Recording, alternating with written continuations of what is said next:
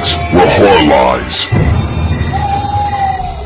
Hey, I'm Sam, I'm your thirsty guy for BodyBags, and this week I am doing Hour of the Wolf. It's the year week, pretty sure it's 1968, and this is the movie I picked, Hour of the Wolf. And to be completely honest, the only reason I picked the movie was because Max Von Sydow was in it, which, you know, is always like hey, look at that guy, he's in it, that guy.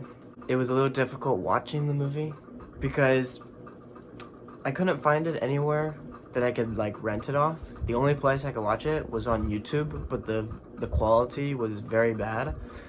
So like there's like shots where if you're like a distance away and it's supposed to be looking at them, it just looks like they're moving by second, like moving kind of thing. I was like, oh my god, this is great. But overall though, the story was pretty interesting. It was pretty good. It starts off with this woman who, you know, exits the house and then like sits in front of the camera on the fence and is like kind of just talking a lot of small talk, I guess, but like ends up telling us what happened because she had a husband. She goes on to say that the husband kind of went crazy and ended up dying.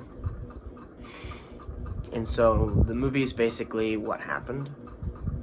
It's a very interesting psychological movie, and I saw a little bits and pieces of now given I've never seen this movie, The Lighthouse, the new like 2017-18 movie with Willem Dafoe and Robert Pattinson. I've never seen that, but I have, like, you know, I know how that movie goes.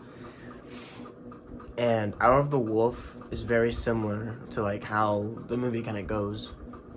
You know, you're in a secluded place for a long time and you start kind of losing it, whether it's that far or this far or whatever. But like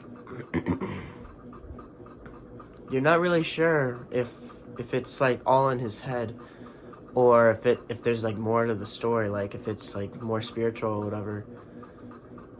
Because there's this like line, or like if there's just a more mental thing, there's this like quote in the movie in the beginning where like basically the beginning of the movie is the couple just like hanging out with each other, just talking to each other, which seemed a little bit not boring but kind of like long because it wasn't in English, it was Swedish, so I had to like stare at the bottom of the screen basically to like, oh, that's what they're saying.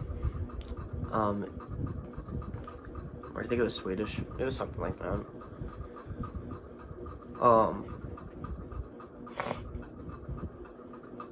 But what's that going on? The quote was something along the lines of the wife saying, trying to remember exactly. Something along the lines of, like older couples, the longer they grow older, they start resembling each other. You know, how they look, how they react, how they talk, and like, you know, I could kind of see that to a degree with my parents a little bit, or it's more blended now. But I mean, in this movie, she starts seeing some of those things that he's been seeing too. And so I guess the question is it a mental thing? Maybe he had a mental thing and now she's getting it too, because they've been with each other for like 7 years or something. Or maybe it's a spiritual thing. I mean, you don't know, right? But it was a very interesting movie, especially with how it ends, but I'm not going to tell you how it ends. You gotta watch that for yourself. It is on YouTube. It's an hour and a half. No ads, so that was nice, but the quality looks very bad. So, I mean, if you want to watch it on YouTube, be my guest, but if you find it somehow, like in some store or whatever, get it, because it's a good movie.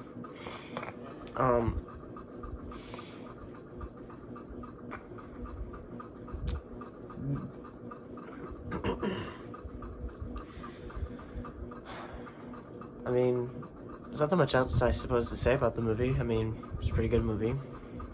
It just sucks that I had to watch it through YouTube. But, you know, it's the only way, right? So, if I had to rate this movie right now, I'd probably rate this movie, probably like a 6.7. Something like that. It's a really good psychological movie. You don't know if it's real or not. Right? But, anyway, I'm Sam. I'm your Thursday guy for BodyBags. I did Hour of the Wolf. I gave that movie about 6.7. Yeah, 6.7.